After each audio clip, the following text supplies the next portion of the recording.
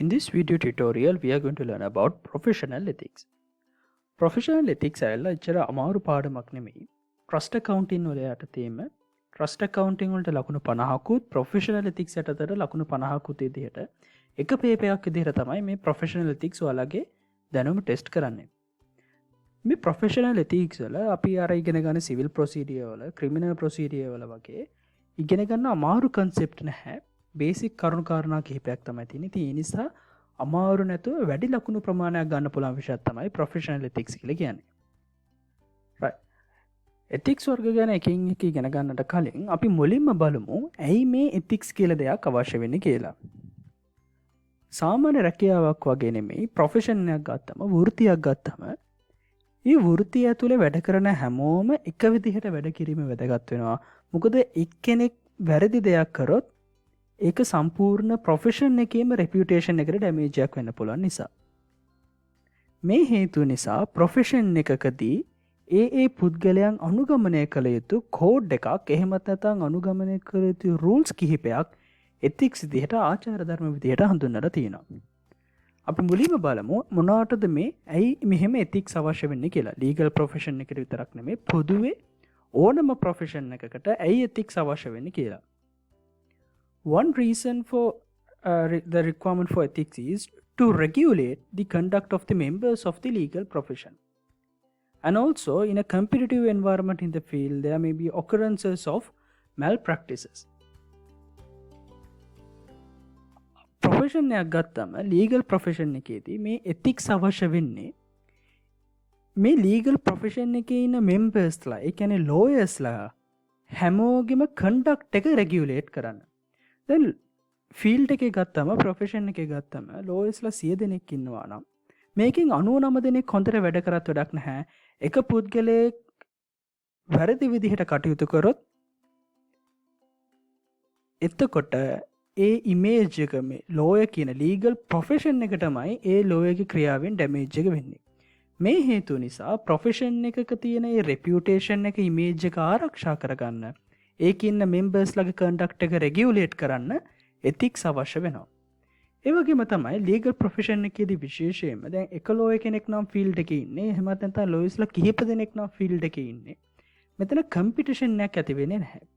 නමුත් වර්තමානයේදී competitive environment එකක් තමයි මේ ෆීල්ඩ් එකේ තියෙන්නේ. එතකොට malpractices ඇතිවීමේ හැකියාව වැඩි. So when there is a competitive environment in the field, there is a high possibility of occurring malpractices.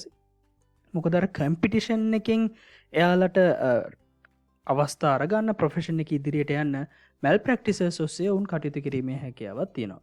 මෙන්න මේ කියන කාරණා තමයි බේසිකලි අපිට ethics කියන එක අවශ්‍ය වීම ethics අවශ්‍ය වෙන්නේ කියන එක යටතේ ඉගෙන ගන්න තියෙන්නේ. Now we are going to learn about the importance of studying professional ethics. දැන් මෙන්න මේ කියන කාරණාවන් අපිට එක්සැමිනේෂන් එකේදී තරම් වැදගත් වෙන්නේ නැහැ. නමුත් අපි මේ ඉස්සරහට කතා කරන කාරණා වලට බේසික් අයිඩියා එකක් ගන්න මේ කියන ethics සම්බන්ධයෙන් මේ කියන theoretical දැනුම ලබා ගැනීම වැදගත් වෙනවා. Now one importance of studying the professional ethics is there have been incidents where professional and private conduct of lawyers and judges have come into question. Profession එකේ ඉන්න lawyers ලගේ ඒ වගේම judges ලගේ ඔවුන් සමහරවිට අපි කියන ෆීස් අරගන්න විදිහක් එහෙමත් නැත්නම් ක්ලයන්ට්ලා තෝරගන්න ආකාරයක් එහෙමත් නැත්නම් ක්ලයන්ට්ලාත් එක්ක ගනුදෙනු කරන ආකාරයක් ඔන්න ඔය කියන කාරණාවක් සම්බන්ධයෙන් ක්වෙස්චන් එකක් ආවම ගැටලුවක් ඇති වුණාම ඒ අවස්ථාවේදී ඒක රිසෝල්ව් කරගන්න මේ ප්‍රොෆෙෂනල් එතික්ස් කියන එක වැදගත් වෙනවා. And also the professional it is very important to study professional ethics for the advancement of science and technology. And clients demanding more and being critical than in the past. දැන් අපි මේ කාරණා ගත්තොත් එහෙම ප්‍රොෆෙෂනල් එතික්ස් යටතේ ඉස්සර වගේ නෙමෙයි දැන් ෆීල්ඩ් එකේ ගත්තම ක්ලයන්ට්ලා බොහෝ දැනුවත්. නීතිය පිළිබඳව සමාජයේ බොහෝ දැනුවත්. එතකොට ඒ වගේ අවස්ථාවකදී ක්ලයන්ට්ලාගේ අවශ්‍යතා ඩිමාන්ඩ්ස් කලින් අවස්ථාවලට වඩා කම්ප්ලිකේටඩ් වෙනවා. එතකොට ඒ ක්ලයන්ට්ලාගේ අවශ්‍යතාවන් ප්‍රොෆෙෂන් එකට ගැලපෙන ආකාරයකට ඒ එතික්ස් වයලේට් නොවන ආකාරයට ඒක කරන්න පුළුවන් දෙයක්ද බැරි දෙයක්ද කියන එක ඔවුන් එක්ක නෙගෝෂියේට් කරන එක හැන්ඩල් කරන එක මේ දේවල් කරන්දී ප්‍රොෆෙෂනල් එතික්ස් දැනගෙන ඉඳීම වැදගත් වෙනවා. ඒ වගේම තමයි වර්තමානයේ ගත්තොත් there's a frequency of violations have been increased.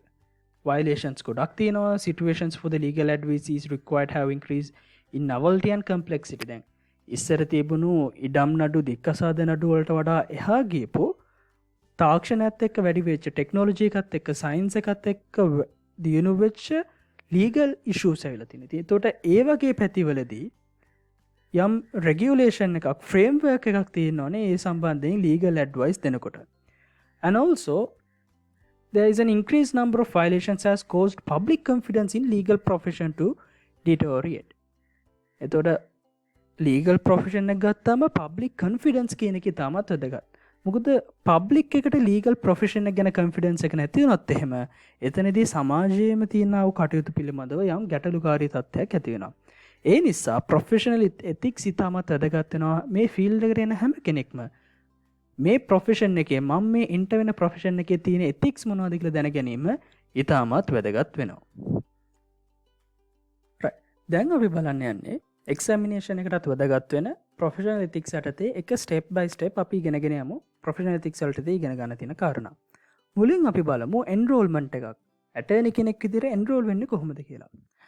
අපි professional ethics ගත්තාම මේ professional ethics සම්බන්ධයෙන් මේ guideline හැදීමේ බලය තියෙන Supreme Court එකේ judges ලට. එතන Supreme Court එක විසින් මේ විදිහට හදපු rules කිහිපයක්ම තියෙනවා. අපි PDF එකක් ඔයාලට එවනවා. මේ PDF එකෙත් ඔයාලට ඒකේ දැක ගන්නට පුළුවන්. මේක කියවලා තියාගන්න.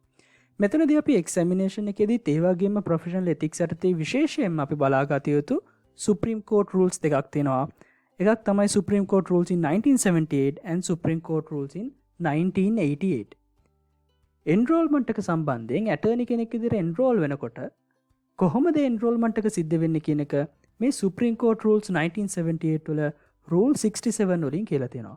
අපි මේ note එකේ වලට ඉඩ දීලා තියෙනවා. අපි වෙනමම දැන් ඒ Supreme Court rule එකත් එක්ක සම්පූර්ණ rule එකම කතා කරනවා. ඒකෙන් idea එක අරගෙන ඔයාලට පුළුවන් මේකේ hard copy එකක් අරගෙන මේ hard copy එකේ ඔයාලගේ වචනේම මේ rule එක පාඩම් කරගන්න පුළුවන් වෙන විදිහට හදාගන්න. Then Supreme Court rules වල කියනවා the admission, enrollment, suspension and removal of attorney at law. Part 7 යටතේ lawyer කෙනෙක් විදිහට admit කරන විදිහ, enroll වෙන විදිහ, කෙනෙක් මොකක්ද disciplinary ground එකක් යටතේ suspend කිරීමක් වෙනවා නම් remove කිරීමක් කොහොමද කරන්න කියන එක තමයි මේ part 7 යටතේ දක්වන්නේ.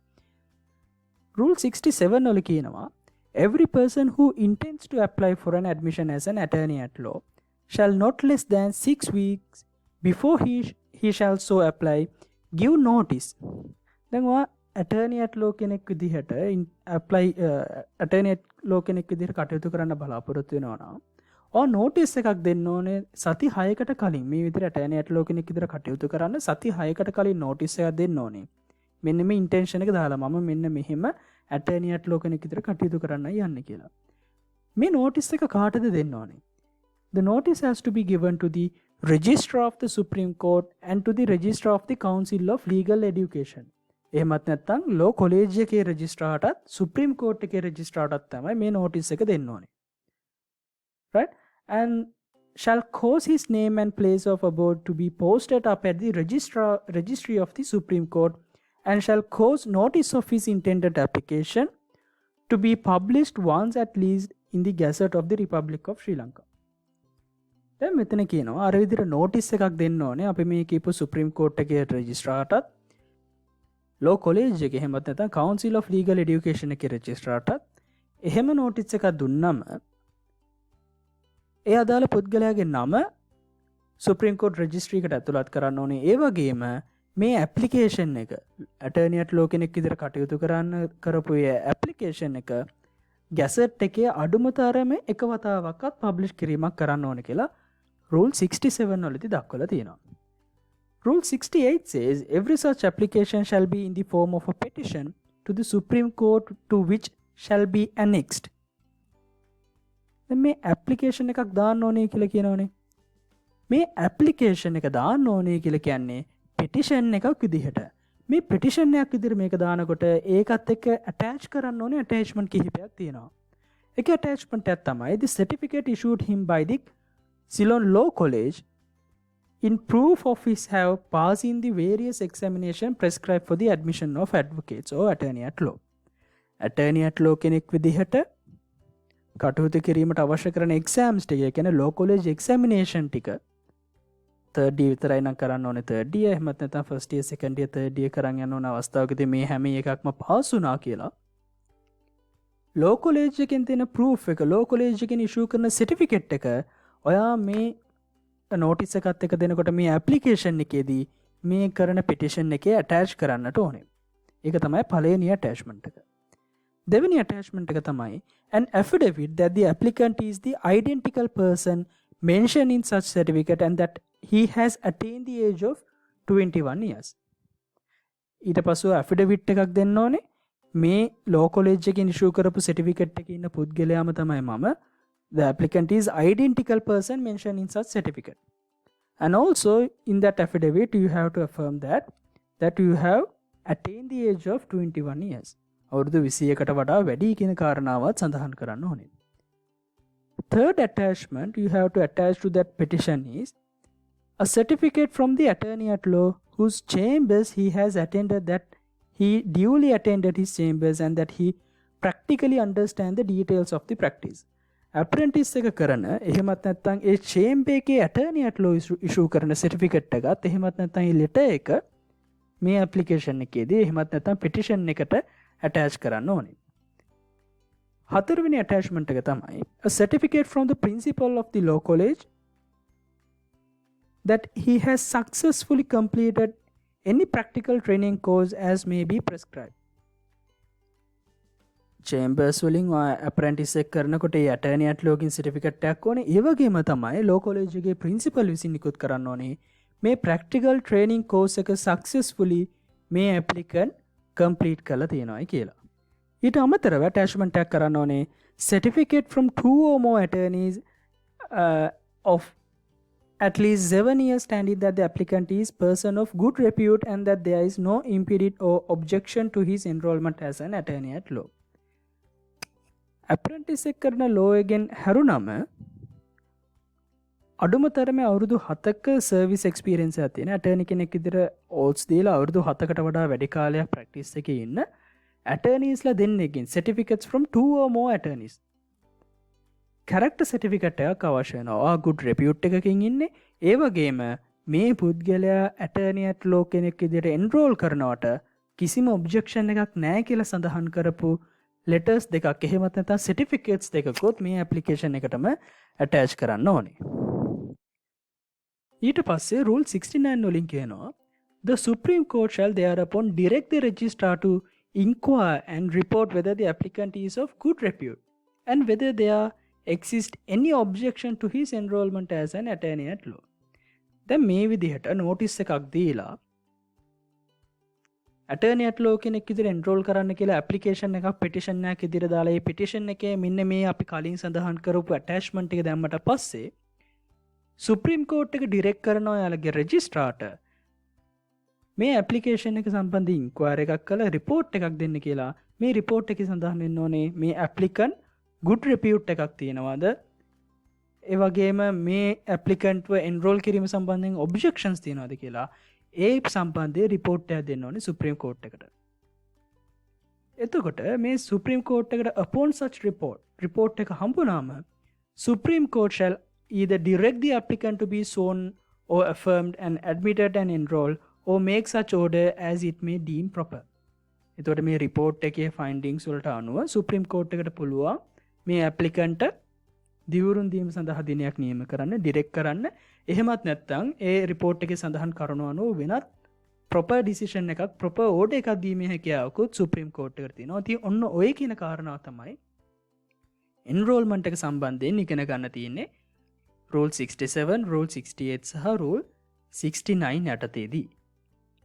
දැන් අපි බලමු attorney at law කෙනෙක්ගේ prosecution කෙනෙක් විදිහට, defense එකක් විදිහට, එහෙමත් නැත්නම් registered attorney කෙනෙක් විදිහට ඒ attorney at law කෙනෙක්ට තියෙන role එක මොකක්ද කියලා. defense attorney කෙනෙක් ගත්තාම අපිට මෙතනදී කතා කරන්න තියෙන role එකක් තමයි Halsbury rule කියලා කියන්නේ. මේ rule එක ඉතාමත් වැදගත් examination එකේදී බොහෝ අවස්ථාවලදී test කරන rule එකක්. දැන් යම් අවස්ථාවකදී client කෙනෙක් ඔයා ළඟට එනවා යම් වරදක් කරලා. මේ වරදක් කරලා ඔයා ළඟට ආවම මේ වගේ අවස්ථාවකදී ඩිෆෙන්ඩ් කරද්දී ඒ පුද්ගලයාගේ ඩිෆෙන්ස් එක සම්බන්ධයෙන් ඉන්න ඇටර්නි ඇට් ලෝ විදිහට ඔයාගේ රෝල් එක මොකක්ද කියන එක සම්බන්ධයෙන් මේ හැල්ස්බෙරි රූල් එකේදී සඳහන් කිරීමක් කරනවා. ක්ලයන්ට් යම් වැරදක් කරලා තියෙනවා නම් ක්ලයන්ට් යම් ඔෆෙන්ස් එකකට ගිල්ටි නම් මේ ඇටර්නි ඇට් ලෝට පුළුවන් ක්ලයන්ට් ඇඩ්වයිස් කරන්න උසාවියේදී වරද පිළිගන්න කියලා. The attorney at law can advise the client to plead guilty. එතකොට client guilty plea කරන්න කැමති නම් එතකොට ප්‍රශ්නයක් නැහැ. උසාවියේදී guilty plea කරලා ඒ අවශ්‍ය offense එක හෝ එහෙමත් නැත්නම් punishment එක අඩු කර ගැනීමට තමයි කටයුතු කරන්න තියෙන්නේ. හැබැයි මේ විදිහට advice කරාම client refuse කරනවා නම් එවැනි අවස්ථාවකදී if they refuse the client and in such instance, the defense attorney can refuse the client and ask to find another attorney at law. එහෙම අවස්ථාවකදී වැරද්දක් කරලා තියෙනවා. එහෙම අපි කියනකො theft එකක් කරලා තියෙනවා. ඒක පිළිගන්නවා. නමුත් උසාවියේදී ඒක පිළිගන්න කැමති නැහැ. guilty plea කරන්න කැමති නැහැ. එහෙම අවස්ථාවකදී defense attorney විදිහට ඔයා ළඟට ඒ client ආවනම් ඔයාට පුළුවන් ඒ client refuse කරන්න වෙනත් attorney at law කෙනෙක් ළඟට යන්න කියලා. හැබැයි මේ දේවට කරන්න පුළුවන් වෙන්නේ only if there is time to resort to another attorney at law. දැන් ලබන සතියේ trial එකක් තියෙනවා. එහෙමත් නැත්නම් හෙට trial එකක් තියෙනවා. පොඩි කාලයක් නම් තියෙන්නේ වෙනත් attorney at law කෙනෙක්ට එහෙමත් නැත්නම් representation එකක් ගන්න අවස්ථාවක් නැත්තම් එවැනි අවස්ථාවකදී ඔයාට refuse කරන්න බෑ ඒ client. හැබැයි යම් කාලයක් තියෙනවා නම් if there is time to resort to another attorney at law then yes you can refuse the client and ask that client to find another attorney at law. If there is no time, then he has to inform the client that he would not take an affirmative defense, appear for client and find loopholes of the prosecution case. Affirmative defense එකක් කියලා කියන්නේ දැන් ඔයා ළඟට ආපු client A කියන පුද්ගලයා නම් ඔයා client inform කරන්න ඕනේ මං affirmative defense එකක් ගන්නෙ නැහැ. වෙනත් පුද්ගලයෙක්ට මේ වරද පටවන්න මං උත්සාහ කරන්නේ නැහැ. මම කරන එකම දේ prosecution case එකේ loopholes තියෙනවා නම් ඒ loopholes හොයන්න මං appear වෙනවා කියලා. අන්න ඒ විදිහට ඔයා client advice කරන්න ඕනේ. මොකද දැන් ඔයාට client refuse කරන්නත් බෑ එච්චර කාලයක් නැති නිසා. ඒ නිසා ඔයා appear වෙන්නේ මේ loopholes හොයන විතරයි. prosecution case එකේ loopholes හොයන විතරයි. affirmative defense එකක් ගන්න නැහැ කියලා client specifically advice කරන්න ඕනේ. Trial of conversion මේ case එකේදී නෝ if the prisoner still asks you to defend him, attorney at law bound to do defend him. Use every fair argument from the evidence to defend the client. prisoner කෙනෙක් convicted වෙච්ච පුද්ගලයෙක් තවදුරටත් එයාව defend කරන්න කියලා ඔයාගෙන් ඉල්ලනවා නම් professional ethic එකක් තමයි ඔයාට සිද්ධ වෙනවා ඒ පුද්ගලයාව ඩිෆෙන්ඩ් කරන්න. අපි ඉස්සරහට කතා කරනවා කැබ් රෑන්ක් රූල් කියලා.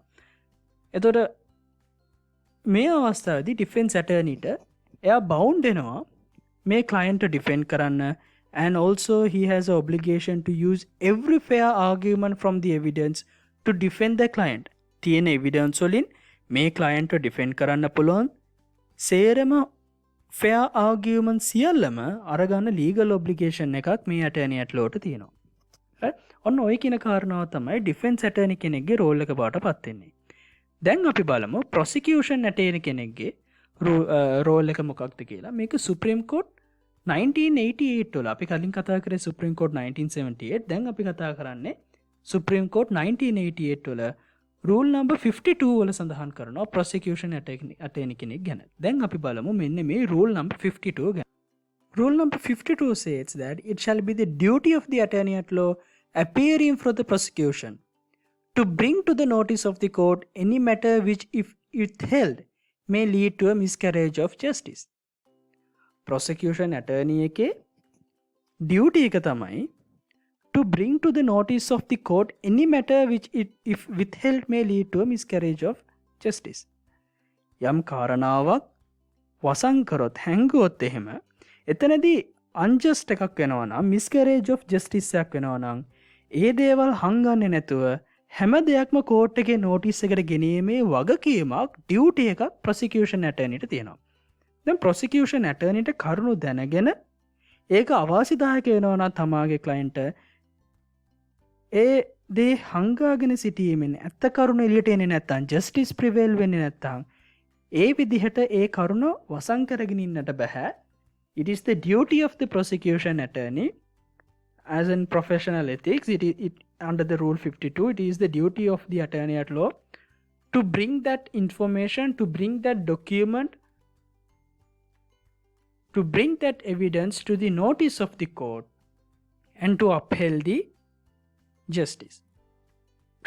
අන්ජස්ටයක් ඇති කරන්නේ නැතුව සාධාරණ තීන්දුවක් දීමට අවශ්‍ය කරන ඒ කරුණ අධිකරණයට ඉදිරිපත් කිරීමේ වගකීමක් ප්‍රොසිකියුෂන් ඇටර්නි කෙනෙක්ට තියෙනවා.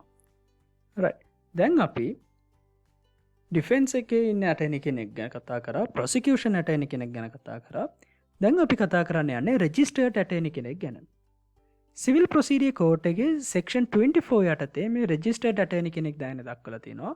මෙන්න මේ සෙක්ෂන් එකම තමයි සම්පූර්ණයෙන් තියෙන්නේ. මේ සෙක්ෂන් එක කියවන්න. මෙතනදී කියනවා any appearance, application or act in or to any court required or authorized by law to be made or done by a party to an action or appeal in such court, except only such appearances, application or acts as made by any law for the time being in force, only attorneys at law are authorized to make or do. appearance එකක්, application එකක්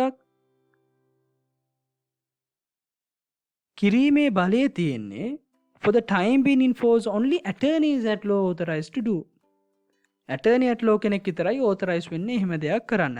application එකක් දාන්න, motion එකක් දාන්න, නඩුවක් file කරන්න registered attorney කෙනෙක්ට විතරයි බලය තියෙන්නේ. And except when by any such law otherwise expressly provided may be made or done by the party in person or by his recognized agent or by an attorney at law duly appointed by the party or such agent act on behalf of such party, provided that any such appearance shall be made by the party in person if the court so directs, an attorney at law instructed by a registered attorney for this purpose represents the registered attorney in court. දැන් අපි recognize agents ලා ගැන කතා කරා. අපි civil procedure යටතේ කතා කරනවා කාටද නඩු පවරන්න පුළුවන් කියන කාරණාවෙදී. එතනදී ඒ පුද්ගලයාටම උනත් නඩු පවරන්න පුළුවන්. එහෙමත් නැත්නම් recognize agent කෙනෙක්ට, එහෙමත් නැත්නම් attorney at law කෙනෙක්ට නඩු පැවරීම කරන්න පුළුවන්. මෙතනදී attorney at law කෙනෙක් නඩු පවරනවා නම් අපි යාට කියනවා registered attorney කෙනෙක් කියලා. ලේඛනගත නීතිඥවරයෙක් කියලා.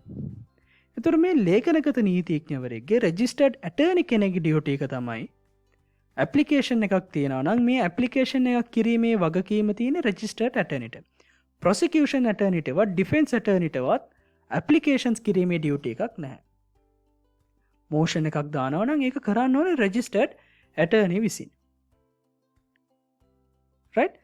ඒ වගේම plaint එකකදී සඳහන් කරන්නේ ඒ අදාළ පුද්ගලයාගේ ලේඛනගත නීතිඥවරයා කියලා. The registered attorney of this particular client. right? එතකොට registered attorneyට තමයි මෙන්න මේ duty එක තියෙන කියලා civil procedure code එකේ section 24 කියනවා. නමුත් නීතියෙන් අවස්ථා දීලා තියෙනවා නම් වෙනත් පුද්ගලයන්ට, ඒ කියන්නේ ඒ පුද්ගලයාටම හෝ recognize agent කෙනෙක්ට එතනදී registered attorney ඉදිරිය සලකන්නේ අන්න ওই විදිහට appoint කරපු recognize agent හරි that person himself හරි අදාළ පුද්ගලයාම හරි.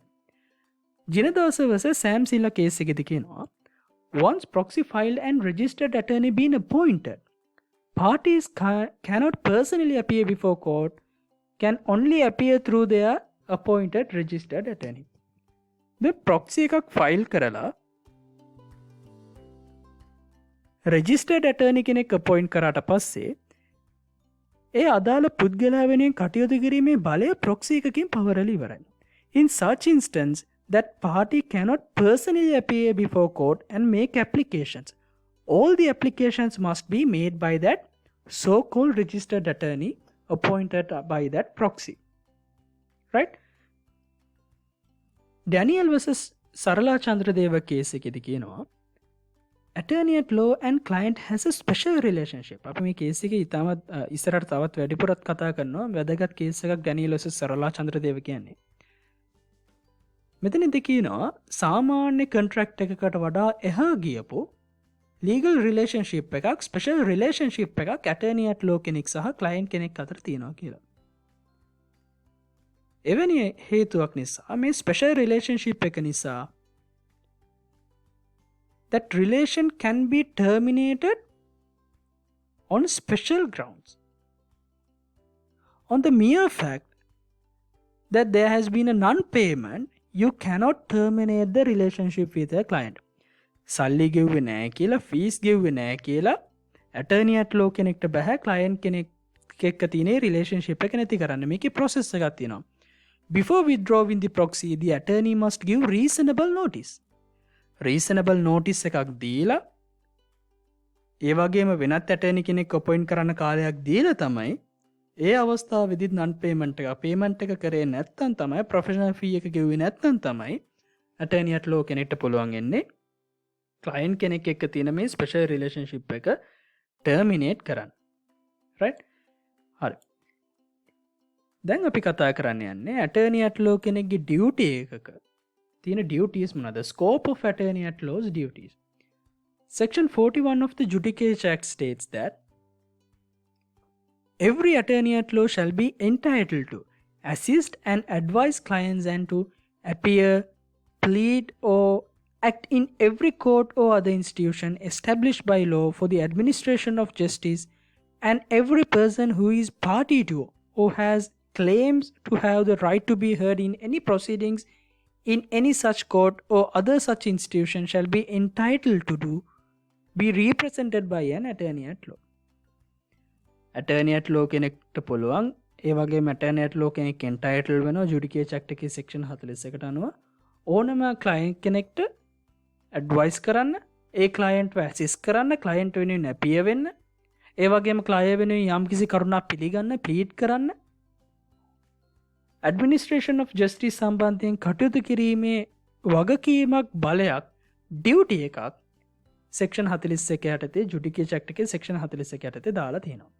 දැන් අපි professional ethics යටතේ ගත්තොත් එහෙම Supreme Court rules වල rule number 3 එකෙන් කියනවා 1988 rule number 3 එකෙන් කියනවා attorney at law කෙනෙක්ගේ duty එක සම්බන්ධයෙන් තවත් කාරණාවන් කිහිපයක්. දැන් අපි බලමු මෙන්න මේ Supreme Court rule එක යටතේ දක්වන්නේ මොකක්ද කියලා. මෙතනදී කියනවා rule number 3 එකේ කියනවා an attorney at law who holds any office or appointment in his professional capacity shall be entitled to practice the profession only in so far as is necessary for the due performance of his duties in such employment. attorney at law කෙනෙක්ට මේ profession එකේ practice කරන්න පුළුවන් කියලා කියනවා, අවශ්‍ය කටයුතු කරන්න පුළුවන් කියලා කියනවා. හැබැයි limitation එකක් දීලා තියෙනවා.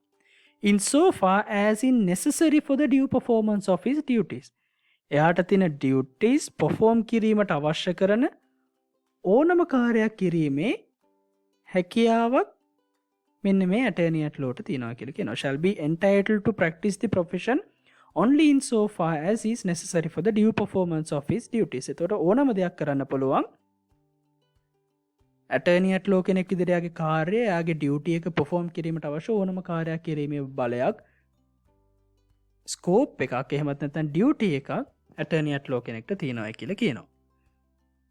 ඒ වගේම තමයි Supreme Court rules 1978 වල rule number 70 වල කියනවා no person who has not been duly admitted and enrolled as an attorney at law or who has been suspended from office after having been so admitted and enrolled shall be allowed to assist and advise clients or to appear, plead or act for on behalf of the client in any court established by the law for the administration of justice.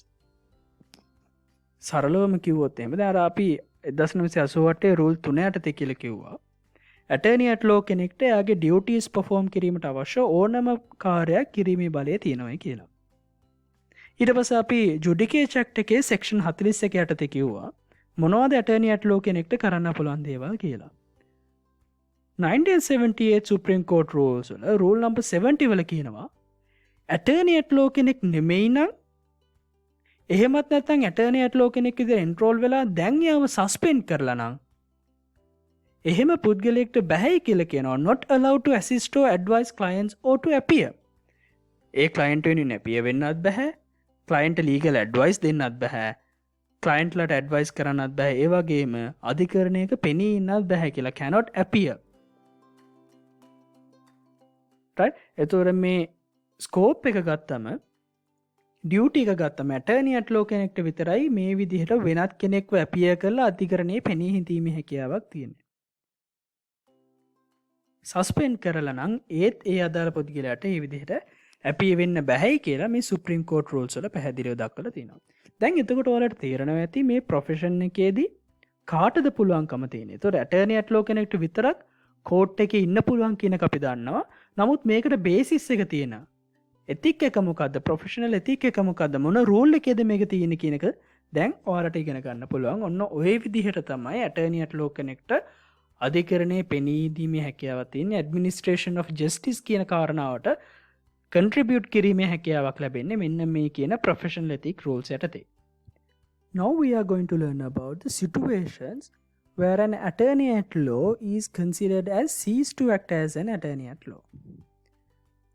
Now Rule 19 of the Supreme Court Rules of 1978, Rule number 20, 21, 22, 24 and 25.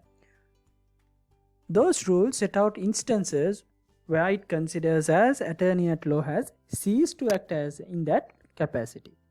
ඇටර්නි ඇට් ලෝ කෙනෙක් ඒ capacity එකේ සීස් කරලා එහෙම නැත්නම් වැඩ කරන්නේ නැහැ කියන එක අපි කන්සිඩර් කරන අවස්ථා කිහිපයක් රූල් 19 ඉඳලා දක්වලා තියෙනවා Supreme Court Rules 1978 වල. Now Rule 19 says that attorney at law on accepting instructions from a client is under a duty not to withdraw his services in respect thereof except for good cause. ඇටර්නි ඇට් ලෝට යම් පුද්ගලයෙක්ව ඇපියර් කරන එකෙන් වළකින්නට පුළුවන්, සීස් කරන්න පුළුවන් good cause එකක් තියෙනවා නම්. good cause එකක් නැත්තම් ජෙනරල් රූල් එක තමයි ඇටර්නි ඇට් ලෝ කෙනෙක් ක්ලයන්ට් කෙනෙක්ගෙන් ඉන්ස්ට්‍රක්ෂන්ස් ගත්තම පස්සේ once he accepted instructions from a client, he is under a duty to provide his services and it is his duty not to withdraw his services. ඕක තමයි ජෙනරල් රූල් එක. Instructions ගත්තා නම් client කෙනෙක් instructions දුන්නා නම් මාව මෙහෙම ඇපියර් කරන්න කියලා ඒ සර්විස් එක ප්‍රොවයිඩ් කිරීමේ ඩියුටි එකක් තියෙනවා ඇටර්නි ඇට් ලෝට. එයාට සීස් කරන්න බෑ. ඒකෙන් වළකින්නට බෑ. හැබැයි good cause එකක් තියෙනවා නම් මෙතන එක්සෙප්ෂන් එකකට දාලා තියෙනවා except for good cause. එතකොට මේ good cause කියන එක wide meaning එකක් තියෙනවා. ලිස්ට් එකක් නෑ මෙන්න මේ දේවල් තමයි good causes කියලා කියන circumstances අනුව අපිට decide කරන්න පුළුවන් ඒක good cause එකක්ද නැද්ද කියලා. ඕක තමයි පළවෙනි අවස්ථාව ඇටර්නි ඇට් ලෝ කෙනෙක් විදිහට කටයුතු කිරීමෙන් වැළකීමේ අවස්ථාව. දෙවෙනි අවස්ථාව තමයි Rule 20 වල සඳහන් කරනවා where a client refuses to accept and act upon the advice of his attorney at law and such attorney at law decides that thereby it would be improper or embarrassing for him to continue to act for his client, or where there is a loss of confidence between attorney at law and the client, then in such instances also the attorney at law may cease to act. attorney at law direct කරනවා නම් මේ විදිහට කරන්න කියලා advice කරනවා නම් ඒ advice පිළිගන්න accept කරන්න ක්ලයන්ට් රිෆියුස් කරනවා නම් එහෙමත් නැත්නම් ඒ ඇඩ්වයිස් වලට නැතුව පටහැනි විදිහට කන්ට්‍රෑරි විදිහට වැඩ කරලා මේ වැඩ කරන එකෙන් තමාගේ ප්‍රොෆෙෂන් එකටත් එම්බැරස් වෙනවා නම් එවැනි අවස්ථාවකදී ඇටර්නි ඇට් ලෝට පුළුවන් තවදුරටත් ඔහු වෙනුවෙන් පෙනී ඉන්නේ නැතුව he may cease to act as an attorney at law. එහෙමත් නැත්නම් දෙදෙනා අතර කොන්ෆිඩන්ස් එක නැති වෙනවා නම් නැති වෙන විදිහේ දේවල් සිද්ධ වුණා නම් එවැනි අවස්ථාවකදී සීස් කරන්න පුළුවන් කියලා කියනවා. දැන් උදාහරණයක් විදිහට ලෑන්ඩ් මැටර් එකක් සම්බන්ධයෙන් දැන් ක්ලයන්ට් කෙනෙක් ඔයාලඟට ආවට පස්සේ ඔයා කියනවා රයිට් මම මේ සම්බන්ධයෙන් අවශ්‍ය ලිපිගුණ එහෙමත් නැත්නම් ගන්න ඕනේ ක්‍රියාමාර්ග ගන්නම්. නමුත් ඉඩමට ගිහිල්ලා රණ්ඩු කරන්න යන්න එපා. හැබැයි ඇටර්නි ඇට් ලෝ මේ විදිහට ඇඩ්වයිස් කරාට ආයි ගෙදර ගිහිල්ලා මෙයා මොකද කරන්නේ? අර අහවල් ඉඩමට ගිහිල්ලා ඒ ඉන්න පාර්ටි එකත් එක්ක රණ්ඩු කරන්න පටන් ගන්නවා. දිගින් දිගටම මෙහෙම ක්ලයන්ට් ඇඩ්වයිස් කරත් ක්ලයන්ට් ඒ ඇඩ්වයිස් පිළිගන්නේ නැත්නම් එවැනි අවස්ථාවකදී loss of confidence යටතේ හරි එහෙමත් නැත්නම් තමා කියන දේ අහන්නේ නැතුව දැන් මේ විදිහට දිගටම කතා කරාම මේ පුද්ගලයා වෙනුවෙන් නැපිය වෙන ලෝයේ විදිහට තමාවත් එම්බැරස් වෙනවා නම් ඔන්න ඔය කියන බේසිස් එක මත එයාට පුළුවන් ඇටර්නි ඇට් ලෝ විදිහට කටයුතු කරන්න නැතුව සීස් කරන්න. ඕක තමයි 1978 Supreme Court Rules වල Rule number 20 වල සඳහන් කරන්නේ. Rule number 21 is about an attorney at law may cease to act for his client if the client being requested to do so declines or neglect to give further instructions. then නඩුවේ plaint එක දානවා එතනින් එහාට කරන්න ඕන දේවල් සම්බන්ධයෙන් client instructions දෙන්නේ නැහැ. එක්කෝ මේක මොකක්ද ඉස්සරට කරන්න කියන එක ඇහුවම ක්ලයන්ට් එක ඩික්ලයි කරනවා, එහෙමත් නැත්නම් නිග්ලෙක්ට් කරනවා. In such instances, where the attorney at law would left with no authority to take further action on behalf of his client in any professional matter or proceedings, then in such instances also, attorney at law may cease to act as the attorney for that client. Instructions දෙන්නේ නැත්තම්, instructions නොදීම නිසා ඉස්සරහට මොකක්ද කරන්න කියන එක සම්බන්ධයෙන් කිසිම authority එකක් නැත්තම්, තවදුරටත් මෙයාට මේ client වෙනුවෙන් කළ හැකි දෙයක් නැහැ. එවැනි අවස්ථාවකදී attorney at lawට පුළුවන් තවදුරටත් ඔහු වෙනුවෙන් ඇපිය වෙන්නේ නැතුව සීස් කරන්න මේ ක්‍රියා කිරීම සම්බන්ධයෙන්. මේක කියනවා rule number 21 වලින්. Rule number 22 says, an attorney at law may withdraw from any professional matter on the failure of the client to pay his fees. Professional fee එක ගෙවන්නේ නැත්නම් එවැනි අවස්ථාවකදී attorney at lawට පුළුවන් මේ client වෙනුවෙන් පෙනී දීම නතර කරන්න. නමුත් rule number 23 එක මේ 22 එකත් එක්කම කියවන්න ඕනේ. එතනදී කියනවා an attorney at law in the event of his CSE into practice his profession is under a duty to give his client or clients reasonable notice of such cessation. Client වෙනින් පෙනී ඉන්නේ නැත්නම් අපි අර කලින් කතා කරපු ඩැනියල් vs සරලා චන්ද්‍රදේව කේස් එකෙදිත් කිව්වා fees ගෙවන්නේ නැහැ කියලා attorney at law කෙනෙක්ට නිකම් අයින් වෙන්න බෑ. එයා reasonable notice එකක් දෙන්න ඕනේ. මොකද මේ දෙදෙනා අතර special relationship එකක් තියෙන නිසා. දැන් සාමාන්‍යයෙන් වෙන සර්විස් එකකදී නම් වෙන ප්‍රොෆෙෂන් එකකදී නම් පේමන්ට් එක කරේ නැත්තම් ෆීස් ගෙව්වේ නැත්තම් කොන්ට්‍රැක්ට් එකක් බ්‍රීච් වෙලා තියෙනවා. තවදුරටත් ඒ කොන්ට්‍රැක්ට් එකට අනුව කටයුතු කරන්න අවශ්‍ය නැහැ. නමුත් attorney at law කෙනෙක් සහ client කෙනෙක් අතර legal profession එකේදී special relationship එකක් තියෙනවා.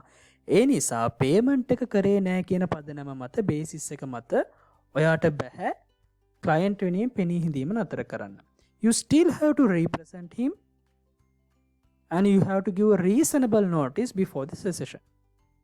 A reasonable notice period එක ඇතුළතදී non payment එකක් නම් තියෙන්නේ. payment එක කරේ නැත්නම් then the attorney at law is entitled to cease to act on behalf of that client. Right? Rule number 24 එකේදී කියනවා where an attorney at law practices the profession in partnership and it is sought to dissolve the said partnership. Partnership එකකදී තමයි දැන් ඔයා මේ partnership එක යටතේ තමයි මේ ක්ලයන්ට් ඇඩ්වයිස් කරේ. දැන් මේ පාර්ට්නර්ෂිප් එක ඩිසෝල්ව් කරනවා. එතකොට ඩිසෝල්ව් කරාමත් මේ ක්ලයන්ට් පෙනී හිඳීම නතර වෙනවා. එතකොට මේ ඩිසෝල්ව් කරද්දී පාර්ට්නර්ෂිප් එක නැති කරනවා නම් එවැනි අවස්ථාවකදී තේ පාර්ටිස් වලට නෝටිස් එකක් දෙන්න ඕනේ මෙන්න මේ විදිහට සීස් කිරීමක් සෙසෙෂන් එකක් වෙනවයි කියලා. රූල් 24 යටතේදී එතකොට අමල්ගමේෂන් එකකදී හරි එහෙමත් නැත්නම් පාර්ට්නර්ෂිප් එකක් ඩිසෝල්ව් කරන අවස්ථාවකදී ක්ලයන්ට් වෙනින් පෙනී සිටීම සීස් කිරීමක් වෙන්න පුළුවන්, සෙසෙෂන් එකක් වෙන්න පුළුවන්. And also the other instance where the attorney at law may cease to act is an attorney at law shall cease to act on behalf of his client if so requested by the client. Client request කරනවා නම් තවදුරටත් මා විනේ පෙනී ඉන්න එපා. එහෙමත් නැත්නම් proxy එක රිවෝක් කරනවා නම් එවැනි අවස්ථාවකදී ඒ ප්‍රොක්සි එක රිවෝක් කරාට පස්සේ තවදුරටත් ඔයා ඒ ක්ලයින්ට් වෙනුවෙන් පෙනී හිටින්නට අවශ්‍ය නැහැ. The attorney at law can cease to act on behalf of that client and then afterwards, after the proxy being revoked, the attorney at law is not responsible to appear on behalf of that client.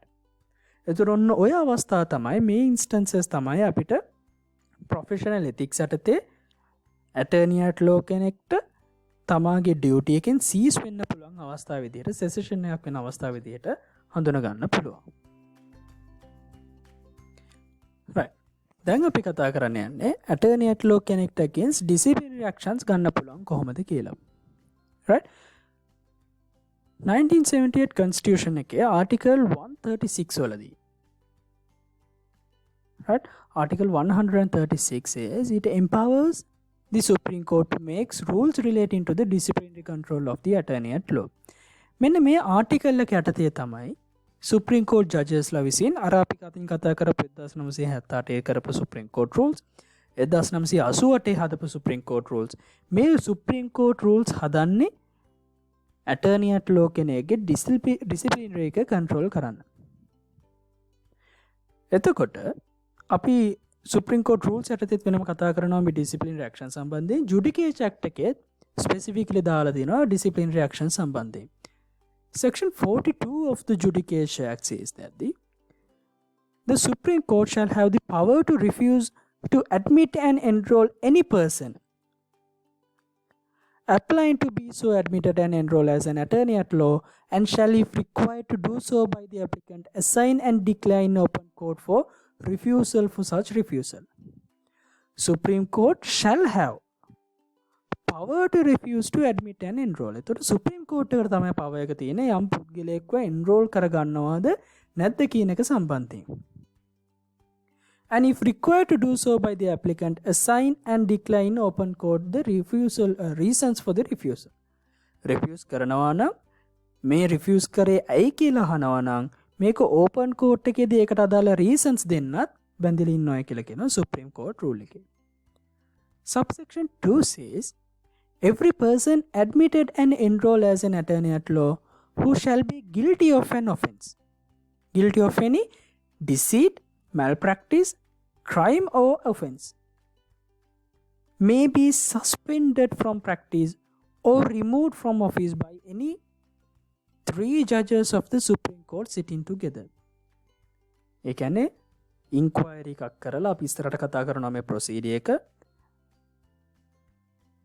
Supreme court එක යටතේ ඇටර්නි ඇට් ලෝ කෙනෙක් විදිහට enrol වුණාට පස්සේ ඒ ඇටර්නි ඇට් ලෝ කෙනෙක් විදිහට enrol වෙච්ච කෙනාගේ නම ලිස්ට් එකෙන් කැපීමේ බලය තියෙන්නේ මෙන්න මේ කියන සුප්‍රීම් කෝර්ට් ජජස්ලට. එතකොට ඒ විදිහට ඒ කෙනාගේ නම ඉවත් කරනවා නම් රිමූව් කරනවා නම් එහෙමත් නැත්නම් සස්පෙන්ඩ් කරනවා නම් එවැනි අවස්ථාවකදී සුප්‍රීම් කෝර්ට් එකට පුළුවන්කම තියෙන්නේ ජජස්ලා 3 දෙනෙක් එකට ඉඳලා තමයි මේ විදිහට රිමූව් කිරීමක් හෝ සස්පෙන්ඩ් කිරීමක් කරන්න පුළුවන් වෙන්නේ. ඊට පස්සේ කියනවා subsection 3 එකේ before any such attorney at law shall be suspended or removed. මේ විදිහට රිමූව් කරන්නේ කොහොමද කියලා අපි මෙතනදී කිව්වා. රිමූව් කරන්න කලින් provided a notice containing a copy of the charge or charges against him and calling upon him to show cause within a reasonable time why he should not be suspended or removed as the case may be, and shall be personally served on him. Remove කරන්න හරි suspend කරන්න හරි පුළුවන් කියලා කියනවා supreme court එකේ ජජස්ලා 3 දෙනෙක්ට. මේ විදිහට රිමූව් කරන්න කලින් හැබැයි ඒ අදාළ ඇටර්නි ඇට් ලෝට නෝටිස් එකක් දෙන්න ඕනේ. මෙන්න මේ කියන charges යටතේ තමයි ඔයාට මේ charges යටතේ ඔයාව රිමූව් කරන්න හරි සස්පෙන්ඩ් කරන්න හරි යන්නේ. ඒ නිසා මේ charges වලට ඔයාට කියන්න දේවල් තියෙනවා නම් show cause එකක් තියෙනවා නම් මේ show cause එක එහෙමත් නැත්නම් සරලව කිව්වොත් answer එකක් ප්ලේන්ට් එකක් තියෙනවා පැමිණිල්ලක් තියෙනවා යම් charge එකක් තියෙනවා මේ charge එකට against ඔයාගේ පැත්තෙන් කරුණ තියෙනවා නම් කියන්න අපිට ඇවිල්ලා within a reasonable time යාට allow කරනවා මෙන්න මේ කාලය ඇතුළතදී ඇයි මෙන්න මේ charge එක යටතේ ඔයාව suspend කරන්න හෝ remove කරන්න අවශ්‍ය නැත්තේ කියලා ඔයාගේ පැත්තේ කරුණ අපිට කියන්න කියලා. ඒ වගේම මේ notice එක අපි summons personally serve කරනවා වගේ ඒ attorney at lawටම personally serve කරන්න ඕනේ. ඊට පස්සේ කියනවා if however personal service cannot be affected, Supreme Court shall order substituted service as it may deem fit. personal service එක කරන්න බැරනම් Supreme Court එකට පුළුවන් substitute service එකක් කරන්න. දැන් අපි personal service එකක් කියන්නේ මොකද්ද? substitute service එකක් කියන්නේ මොකක්ද කියලා civil procedure වලදී හොඳටම කතා කරලා තියෙනවා. Provided, however, that every such attorney at law may be suspended by any judge of the Supreme Court on such cause as aforesaid pending the final decision of the Supreme Court. show cause එකක් දෙන අවස්ථාවේදී මේ ඕනම අවස්ථාවකදී Supreme Court judge කෙනෙක්ට පුළුවන් මේ attorney at law suspend කරන්න. remove කරන්න නෙමෙයි නමුත් මේ inquiry එක සිද්ධ වෙනකන් final decision එක දෙනකන් suspend කරන්න පුළුවන් යම් කාලයකට වෘත්තීය වැඩ කටයුතු කිරීමෙන් තහනම් කරන්න පුළුවන්. Subsection 4 says it shall be the duty of the presiding officer of any court or any other tribunal administering justice before which any attorney at law is found guilty of any crime or offense, which may be prescribed to forthwith report such fact to the Supreme Court, which may, if it thinks fit, suspend such attorney at law from practice pending the final determination of any appeal from such finding of guilty or proceedings under the subsection whichever is late. එතකොට මේ එතනදිත් සරලවම අපි අයිඩියක් ගත්තොත් එහෙම suspend කිරීමේ හැකියාවක් තියෙනවා ඒ අදාළ inquiry කරන ඕනෑම ඔෆිසර් කෙනෙක්ට. ජුඩිකේෂන් ඇක්ට් එකේ සෙක්ෂන් 43 කියනවා where the Chief Justice or any judge of the Supreme Court considered it expedient or necessary for the purpose of enabling the court to determine whether or not proceedings should be taken for the suspension from practice or the removal from office of any attorney at law, the Chief Justice or any other judge of the Supreme Court may by order direct that preliminary inquiry into any alleged misconduct of such attorney at law shall be held by a disciplinary committee of the Bar Association of Sri Lanka constituted in accordance with the succeeding provisions of this Act. Supreme Court එකේ Chief Justice ට හරි එහෙමත් නැත්නම් වෙනත් ජජ් කෙනෙක්ට හරි හිතනවා නම් මෙන්න මේ කියන ඇලිගේෂන් එක සම්බන්ධයෙන් ප්‍රිලිමිනරි ඉන්ක්වයරි එකක් කරන්න ඕනේ කියලා මේකට ඉන්ක්වයරි එකක් කරලා මූලික පරීක්ෂණයක් කරලා සුප්‍රීම කෝට් එකට රිපෝට් එකක් දෙන්න කියලා ඕඩර් එකක් කරන්න පුළුවන්. එතකොට මේ ඉන්ක්වයරි එක කරන්නේ බාර් ඇසෝසියේෂන් එකේ තියෙන ඩිසිප්ලිනරි කමිටි එකෙන්. Subsection 2 says nothing in subsection 1 shall be construed as to require the Supreme Court or any judge thereof to direct that preliminary inquiry be held as therein provided before proceedings are taken under section 42 subsection 3 in relation to any attorney at law. Furthermore, it says no member of such disciplinary committee nor the secretary thereof shall, in respect of any act or thing done or omitted to be done by him in his capacity as such member or secretary, be liable to any action, prosecution or other proceeding in any civil or criminal court. මේක ඉතරම් වැදගත් නෑ. මෙතනදී අර immunity එකක් දීලා තින්නේ මේ ඩිසිප්ලිනරි කමිටි එකට ති ඉන්ක්වයරි එක කරන්න. ඒ ඉන්ක්වයරි කිරීමේ හේතුවෙන් මේ ඉන්ක්වයරි එක නිසා මේ කෙනෙක්ව ඔෆෙන්ස් එකක් යටතට ගන්න බෑ කියලා කියන. ඒතකොට එයාලට ඉන්ඩිපෙන්ඩන්ට්ලි මේ ඉන්ක්වයරි කිරීමට බලය ලබා දීලා තියෙනවා. Section 44 ඉතාමත් වැදගත්. ජුඩිකේෂන් ඇක්ට් එකේ Section 44 කියනවා The Chief Justice shall appoint a panel of not less than 15 members of the Bar Association of Sri Lanka for the purpose of constituting disciplinary committee for holding inquiries required by the proceeding section. අර අපි කලින් කතා කරපු විදිහට preliminary inquiry එකක් කරන්න ඕනේ කියලා කිව්වා Bar Association එකේ disciplinary committee එකකින්. ඒතර මේ disciplinary committee එක consist වෙන්නේ Chief Justice විසින් appoint කරන 15 දෙනෙක්ට අඩු members පිරිසක්. Bar Association එකේ members ලගෙන් අඩුම තරමේ 15ක්. මේ disciplinary committee එකක් විදිහට appoint කරනවා Chief Justice විසින්. ඒතර මෙන්න මේ appoint කරන disciplinary committee එක යටතේ තමයි අර preliminary inquiry එකක් කරන්නේ යම් attorney at law කෙනෙක් සම්බන්ධයෙන් allegation එකක් ආවම. Every person appointed to the panel shall be member thereof for a period of 3 years from the date of his appointment, unless he is earlier removed therefore by the Chief Justice acting in his discretion, or earlier vacates the office by resignation or by ceasing to be a member of Bar Association of Sri Lanka. එතකොට generally මේ member කෙනෙක් අවුරුදු 3ක් මේ committee එකේ වැඩ කරනවා. හැබැයි මේව remove කිරීමේ බලය තියෙනවා Chief Justice ට යාගේ discretion එක යටතේ. එහෙමත් නැත්නම් resign වුණොත් එහෙම එවැනි අවස්ථාවකදී මේ කමිටි එකේ member කෙනෙක් විතර තවදුරටත් කටයුතු කරන්නට බෑ.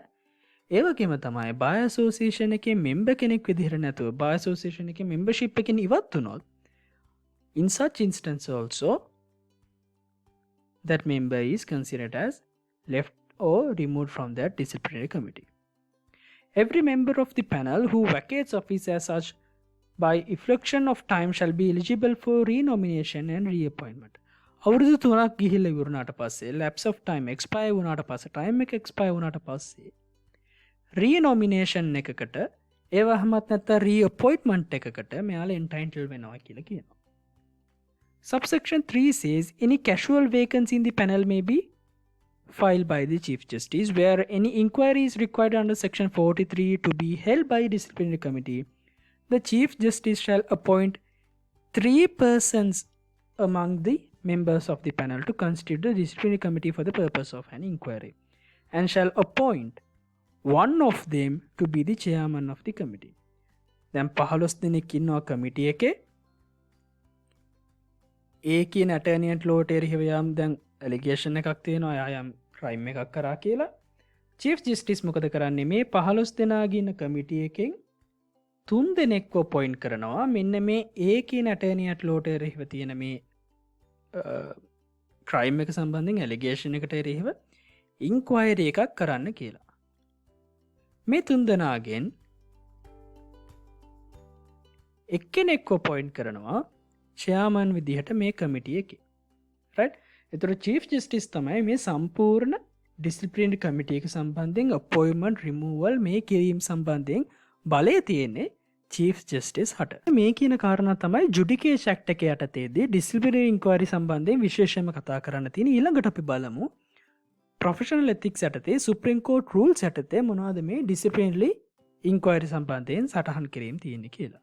ඩිසිප්ලිනරි ඉන්ක්වයරි එකක් ගැන ගත්තම සුප්‍රීම කෝර්ට් රූල්ස් වල 1970 සුප්‍රීම කෝර්ට් රූල්ස් වල රූල් 71 ඉඳලා රූල් 81 වෙනකම්ම මේ ඩිසිප්ලිනරි ඉන්ක්වයරිස් ගැන තියෙන්නේ. ඒ නිසා අපි දැන් බලමු සුප්‍රීම කෝර්ට් 1978 රූල් 71 ඉඳලා කොහොමද මේ කියන කාරණාවන් සඳහන් කරලා තියෙන්නේ කියලා. right rule 71 වලින් කියනවා every order under section 43 of the Judicature Act directing a preliminary inquiry to be held by a disciplinary committee shall be transmitted to the chairman thereof together with a certified copy of the material on which the order is made or a statement setting out the alleged misconduct of the attorney at law which has occasioned the making of the order. Judicature Act එක යටතේදී දැන් අර විදිහට disciplinary committee එක යටතේ preliminary inquiry එකක් කරන්න කියලා order එකක් කරාම මේ preliminary inquiry එක කරන මෙන්න මේ committee එක දැන් 3 දෙනෙක් appoint කරන්න ඕනේ. මේ 3 දෙනාගෙන් එක්කෙනෙක් අපි කිව්ව chairman කෙනෙක් විදිහට appoint කරනවා කියලා. මේ chairmanට certified copy එකක් යවන්න ඕනේ materials වල. දැන් මේ allegation එකක් කරලා තියෙනවා. අපි උදාහරණයක් විදිහට ගමු. ඔප්පුවක් ලියලා තියෙනවා. නමුත් ඒ ඔප්පුව වැරදියට ලියලා තියෙන්නේ. දැන් ওই සම්බන්ධයෙන් මෙයා වැරද්දක් කරා. එහෙම නැත්නම් registration එක කරන්න ඕන එකේදී due diligence එකෙන් අදාළ කාලය ඇතුළතදී registration එක කළා නැහැ. ඒ නිසා priority claim එක නැති වෙලා.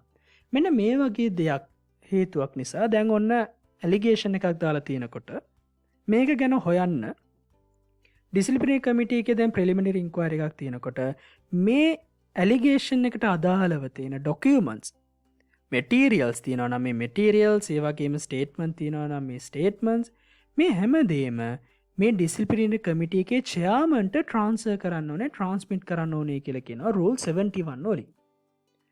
Rule 72 says the matters mentioned in the petition or complaint or in the statement referred to in Rule 71 shall be the matters in issue at the inquiry by the disciplinary committee. මෙන්න මේ 71 යටතේ කියපු මෙන්න මේ කියන matters material කරුණු තමයි මේ inquiry එකේදී issues බාටපත් වෙන්නේ decide කරන්න ඕන කාරණා වෙන්නේ විසඳන්න ඕන කාරණා බාටපත් වෙන්නේ මෙන්න මේ Rule 71 වලින් දක්වන materials ටික. Rule 73 එකේදී කියනවා මේ disciplinary committee එකට තියෙන powers මොනවද කියලා. One of the powers conferred with the disciplinary committee is to procure and receive all such evidence. It may be written or oral. The disciplinary committee has the power to receive such written or oral evidence and also they have the power to examine all such persons as witness. Witnesses ලා විදියට ඕනම පුද්ගලයෙක්ව examine කරන්නත් oral or written documents evidence ඉල්ලන්න procure කරන්නත් ඒ දේවල් ලබා ගැනීමේ බලයක් මේ disciplinary committee එක තියෙනවා කියලා කියනවා. And also the committee possesses the power to require the evidence of any witness to be given under an oath. දිවුරුමක් යටතේ oath එකක් යටතේ affirmation එකක් යටතේ සාක්ෂි සටහන් කරගන්න. එවිඩන්ස් සටහන් කර ගැනීමේ බලයක් තියෙනවා කියලා කියනවා මෙන්න මේ disciplinary committee එකට. And also the committee has the power to summon any person residing in Sri Lanka to attend any meeting of the committee. Inquiry එක පවත්වන ඕනම දවසකදී ඕනම පුද්ගලයෙක් ලංකාව තුළ පදිංචි වෙලා ඉන්න ඕනම පුද්ගලයෙක්ට සමන්ස් ඉෂූ කිරීමේ බලයකොත් මේ disciplinary committee එකට තියෙනවා කියලා කියනවා. Rule number 74 says the registrar of the Supreme Court shall be the secretary to the disciplinary committee, and every summons, notice or other instrument issued by the committee shall be signed on their behalf of such registrar on such officer. Supreme Court එකේ registrar තමයි මේ disciplinary committee එකේ secretary විදිහට කටයුතු කරන්නේ. එතකොට එයා තමයි මේ හැම සමන් එකක්ම මේ හැම document එකක් issue කරනකොට committee එක වෙනුවෙන් sign කිරීමක් කරන්නේ. Further, it says any summons may be served by delivering it to the person named therein, or if that is not practicable, by leaving it at the last known place of abode of that person. Summons serve කරනකොට අර අපි කතා කරන විදිහට personal service විදිහට තමයි කරන්න ඕනේ. Delivering it to the person named. නම සඳහන් පුද්ගලයාට මේක deliver කරන්න ඕනේ, serve කරන්න ඕනේ. හැබැයි ඒ පුද්ගලයාට මේක serve කරන එක practicable නැත්නම් ඒ පුද්ගලයා අවසන් වරට හිටියයි කියලා සඳහන් කරන තැනදී එතන ඒක තියලා එන්න පුළුවන්. Right? By leaving it at the last known place of that of abode of that person. ඒ අදාළ පුද්ගලයා අවසන් වරට හිටියයි කියලා සැලකෙන ස්ථානයේදී ඒ summons serve කරා නම් ඒක consider කරනවා properly summons serve කරා කියලා. And in rule number 76 it says where any attorney at law whose conduct is the subject of any inquiry before the disciplinary committee fails without sufficient cause to appear in person and is not represented, the inquiry may be held or continued in his absence. අර ex parte trial යන විදිහටම summons issue කරාට පස්සේ ඒ අදාළ attorney at law sufficient cause එකක් පෙන්වුවේ නැත්නම් හරි එහෙමත් නැත්නම් if he fails to represent හරි represent උනේ නැහැ එහෙමත් නැත්නම් represent වුණා නමුත් sufficient cause එකක් පෙන්වුවේ නැහැ. මේ අවස්ථා දෙකේදීම එයා නැහැයි කියලා මේ ඉන්ක්වයරි එක නතර වෙන්නේ නැහැ. opportunity එක දුන්නට පස්සේ එයා fail වුණා නම් represent කරන්න හරි sufficient cause එකක් පෙන්වන්න හරි the inquiry may be held in his absence. එහෙමත් නැත්නම් ex parte විදියට මේ කටයුත්ත යනවා. Rule number 78 says upon the conclusion of the inquiry එක ඉවරුණාට පස්සේ the disciplinary committee shall prepare and transmit to the Supreme Court a report embedding its findings on each of the matters in issue and its recommendations on the question. Right? Inquiry එක ඉවරුණාට පස්සේ disciplinary committee එක Supreme Court එකට report එකක් දෙන්න ඕනේ. මේ report එකේ මේ කියන හැම issue එකක් සම්බන්ධයෙන්ම එයාලා හොයාගත්තු findings තියෙනවා නම් ඒ findings ටිකත් ඒ වගේම මේ findings වලින් එයාලා එන recommendation එක whether to suspend or remove this attorney at law or not. මෙන්න මේ recommendation එක disciplinary committee එක විසින් Supreme Court එකට දෙන්න ඕනේ. හැබැයි මේ recommendation එක දැන් අපි කියනකෝ disciplinary committee එකෙන් recommendation එක දෙනවා මෙන්න මේ attorney at law මෙන්න මේ කියන findings යටතේ වැරද්දක් කරලා තිනවා. Therefore, that attorney at law has to be removed from the registry of the Supreme Court. Supreme Court registry එකෙන් attorney at law කෙනෙක් විදිහට ඒව remove කරන්න ඕනේ කියලා recommend කරනවා. නමුත් මේ විදිහට recommend කරා කියලා ඒ recommendation එක මතම අනිවාර්යයෙන්ම කටයුතු කරන්න ඕනේ. Supreme Court එක අනිවාර්යයෙන්ම කටයුතු කරන්න ඕනේ කියලා දෙයක් නැහැ. Supreme Court has the discretion whether to go with the recommendation or to make any other order. Right?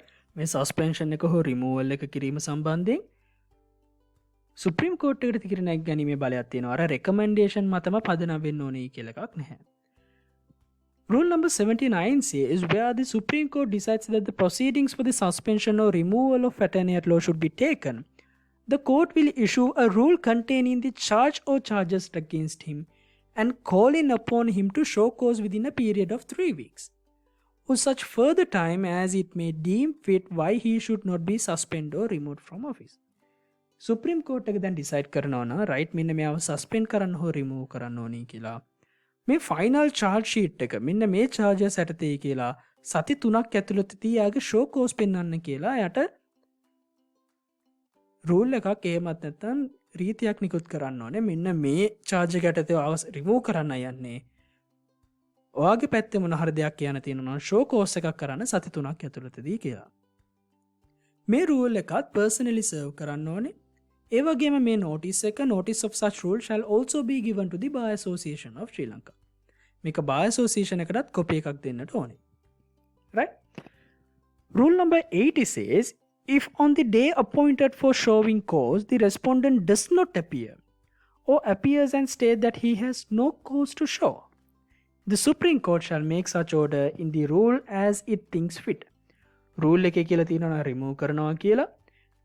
A remove කරන්නකට සති 3ක කාලයක් දීලා තිනවා ෂෝකෝස් එකක් පෙන්වන්න කිව්වා මේ සති 3ක කාලයක් ඇතුළතදී රෙස්පොන්ඩ් ඇපියර් වුණේ නැත්නම් හරි ඇපියර් වෙලා මට මේකට කියන්න දෙයක් නැහැ කියලා හරි කියනවා නම් if he states that he has no cause to show මේ රූල් එකේ කියලා තියෙන විදිහට සුප්‍රීම කෝර්ට් එකට පුළුවන් ඕඩර් එකක් දෙන්න මේ ඇටර්නියට ලෝව රිමූව් කරන්න.